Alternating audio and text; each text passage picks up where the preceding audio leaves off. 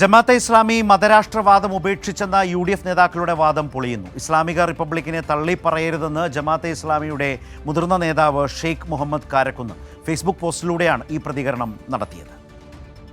പ്രതിപക്ഷ നേതാവ് VD സതീശനാണ് ജമാഅത്ത് മൗദൂദി ആശയങ്ങൾ ഉപേക്ഷിച്ചെന്ന് ആദ്യം പറഞ്ഞത്.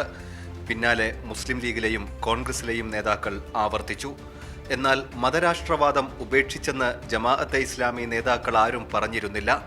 അങ്ങനെ പറയരുതെന്നാണ് മുതിർന്ന നേതാവും ജമാഅത്ത് സൈദ്ധാന്തികനുമായ ഷെയ്ഖ് മുഹമ്മദ് കാരക്കുന്ന് പറയുന്നത്. മുഹമ്മദ് നബിയാണ് ഇസ്ലാമിക് റിപ്പബ്ലിക് സ്ഥാപിച്ചത്. മദീനയായിരുന്നു ആസ്ഥാനം. ന്യൂനപക്ഷമായിരുന്നിട്ടും ഒരു തുള്ളി ചോര ചിന്താതെയാണ് ഇസ്ലാമിക് റിപ്പബ്ലിക് സ്ഥാപിച്ചത്. സത്യവിശ്വാസികൾ ഇസ്ലാമിക് റിപ്പബ്ലിക്കിനെ തള്ളിപ്പറയരുതെന്നും കാരക്കുന്ന് ഫേസ്ബുക്ക് കുറിപ്പിൽ പറയുന്നു. ജമാഅത്തെ ഇസ്ലാമി മുതിർന്ന നേതാവും ഷൂറ അംഗവുമായിരുന്നു ഷെയ്ഖ് മുഹമ്മദ് കാരക്കുന്ന്. ദീർഘകാലം ജമാഅത്തിന്റെ പ്രസാധക സംരംഭമായ IPHന്റെ ഡയറക്ടറായിരുന്നു.